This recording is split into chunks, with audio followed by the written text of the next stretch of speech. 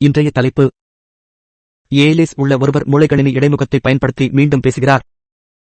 உங்கள் பேசும் திறனை இழப்பதை கற்பனை செய்து பாருங்கள், பின்னர் உங்கள் மனதின் சக்தியால் அதை மீண்டும் பெறுங்கள். யூசி டேவிஸின் புரட்சிகரமான திருப்புமுனை ஏலிஸ் உள்ளவர்களுக்கு மீண்டும் ஒரு குரலை அளிக்கிறது. உண்மையில் முதன்முறையாக கண்டறியக்கூடிய தாமதமின்றி மூளையின் செயல்பாட்டை நிகழ்நேர பேச்சாக மொழிபெயர்க்கும் மூளைகளின் இடைமுகத்தை ஆராய்ச்சியாளர்கள் உருவாக்கியுள்ளனர். இந்த புரட்சிகரமான தொழில்நுட்பம் நகரும் மற்றும் பேசும் திறனை பறிக்கும் ஒரு நரம்புச் சிதைவு நோயான ஏலிஸ் உடன் வாழும் ஒரு மனிதரிடம் சோதிக்கப்பட்டது. இந்த அமைப்பு மூளையின் பேச்சு மையத்தில் 4 மைக்ரோ எலக்ட்ரோடு வரிசைகளை பொருத்துவதன் மூலம் செயல்படுகிறது. இந்த சிறிய சென்சார்கள் நியூரான் சிக்னல்களை எடுத்து ஒரு கணினிக்கு அனுப்புகின்றன. அங்கிருந்து சிறப்பாக பயிற்சி பெற்ற ஆய்வு வழிமுறைகள் மூளையின் செயல்பாட்டை குரலாக டிகோட் செய்கின்றன. நிகழ்நேரத்தில் இது ஒரு டிஜிட்டல் குரல் பாதையை உருவாக்குகிறது.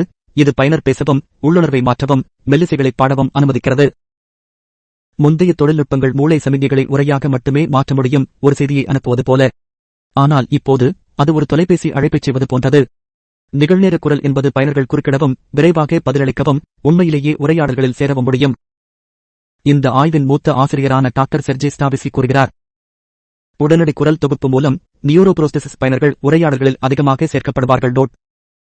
இந்த தொழில்நுட்பம் பேச்சு இழப்பு உள்ளவர்களுக்கு வெறும் குரலை விட மிக உயர்ந்த ஒன்றை வழங்குகிறது. இது இணைப்பு, வெளிப்பாடு மற்றும் கண்ணியத்தை மீட்டெடுக்கிறது. யூசி டேவிஸ் ஹெல்த் நிறுவனத்தில் BRAINGT2 மருத்துவ பரிசோதனைக்கு நன்றி. இந்த பங்கேற்பாளர் இப்போது தனது குடும்பத்தினருடன் மீண்டும் பேச முடியும், தனது சொந்த தாளத்தில், உணர்ச்சி மற்றும் நுணுக்கத்துடன். இது அறிவியலை விட அதிகம், இது புதுமையால் இயக்கப்படும் மனிதநேயம்.